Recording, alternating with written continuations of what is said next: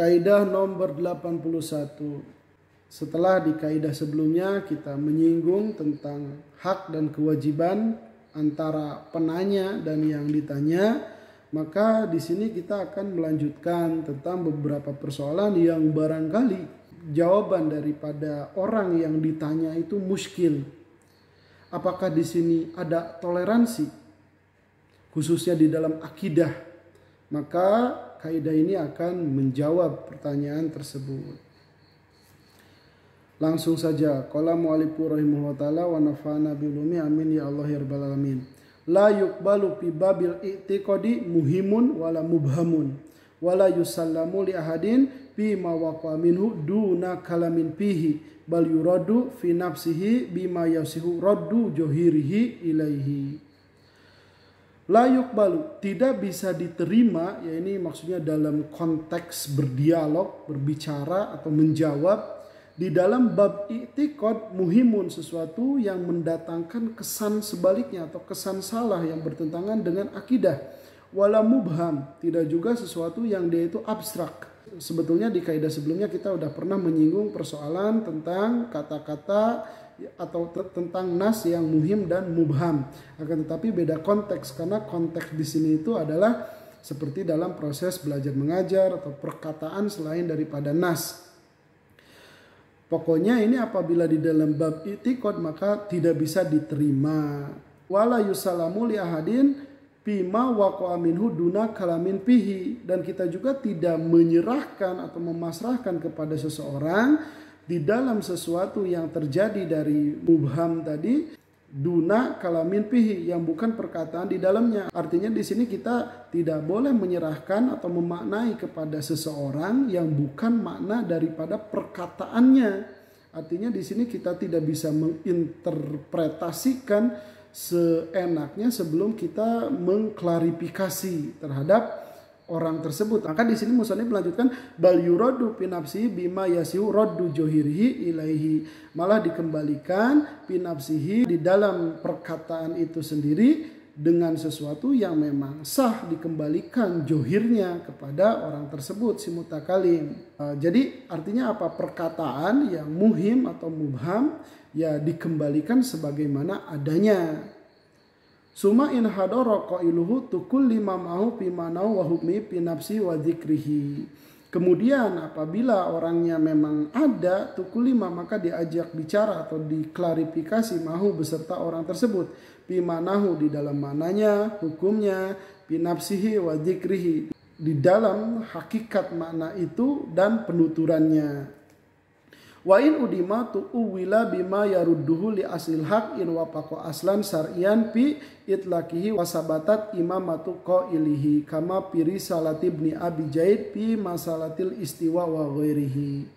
Apabila orangnya tidak ada gimana? Nah, musannif melanjutkan, wa in udima, apabila orangnya sudah tidak ada atau tidak bisa ditemukan, tu'uwila, maka ditafsirkan atau diinterpretasikan dengan sesuatu yang mengembalikannya kepada asal kebenaran. Ini pun dalam catatan in wafaqo aslan syar'iyan fi itlaqihi, apabila sesuai dengan asal syar'i di dalam pemakaiannya. Dan wasabatat imamatu qailihi, dan memang bisa dipastikan keimaman si pengucapnya. Jadi di sini kalau orangnya tidak ada dua syarat, yaitu kata-katanya itu secara syar'i memang ada perkataan sejenis itu, dua tentang kapasitas atau kapabilitas orang yang mengucapnya. Kama pirisalat ibni abi jaid rahimahullah ta'ala fi mas'alatil istiwa wa ghairihi. Nah, hal tersebut seperti ditemukan di dalam risalahnya Abi Jaid, ya, di dalam masalah istiwa sebagaimana pernah disinggung. Wa ghairi, dan selain daripada ibni abi jaid.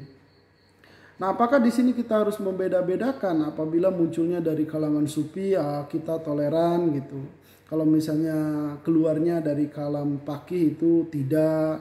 Nah, musannif menghilangkan ya pembatasan tersebut. Musannif mengatakan walaisa sufi aula min faqihin wala faqihun bi aula min sufi fi dzalika wa nahwihi. Dan tidaklah seorang sufi itu lebih utama ketimbang faqih, dan tidak juga paki itu lebih utama ketimbang sufi di dalam masalah tersebut atau seumpamanya, yaitu di dalam masalah-masalah akidah. Apabila seorang sufi atau paki mereka itu mengatakan hal-hal yang iham atau mubham di dalam masalah akidah, maka sama statusnya.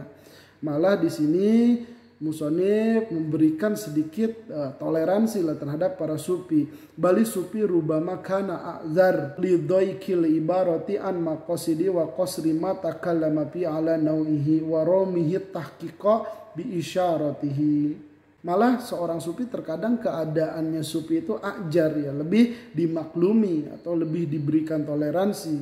Alasannya kenapa? Lidoikil ibarati an maqasidi, karena memang terbatasnya redaksi untuk menampung dari maksud yang ingin disampaikan oleh seorang sufi.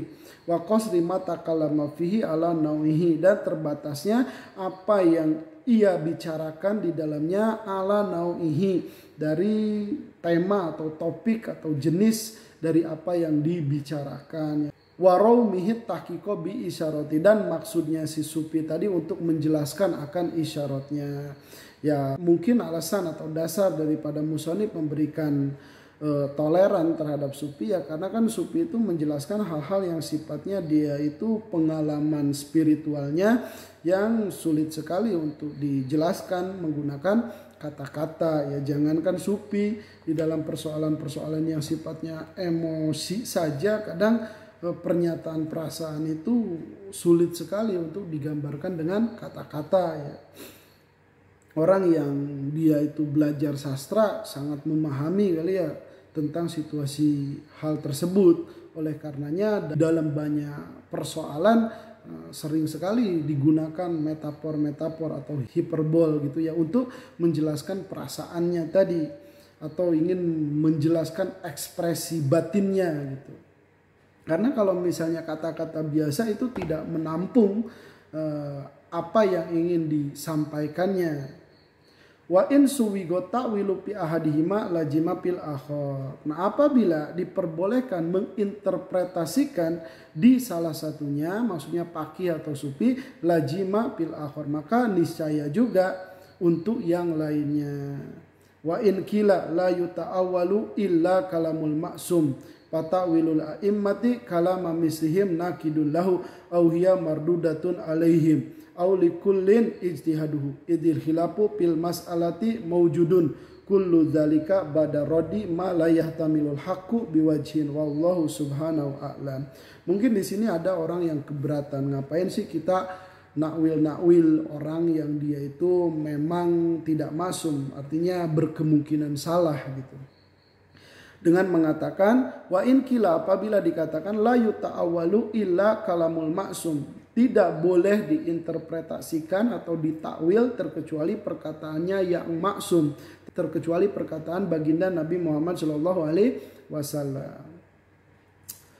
Jadi kalau misalnya munculnya dari paqih atau sufi, kalau jelas-jelas dia itu tidak dimengerti ya tolak saja karena mereka itu bukan maksum.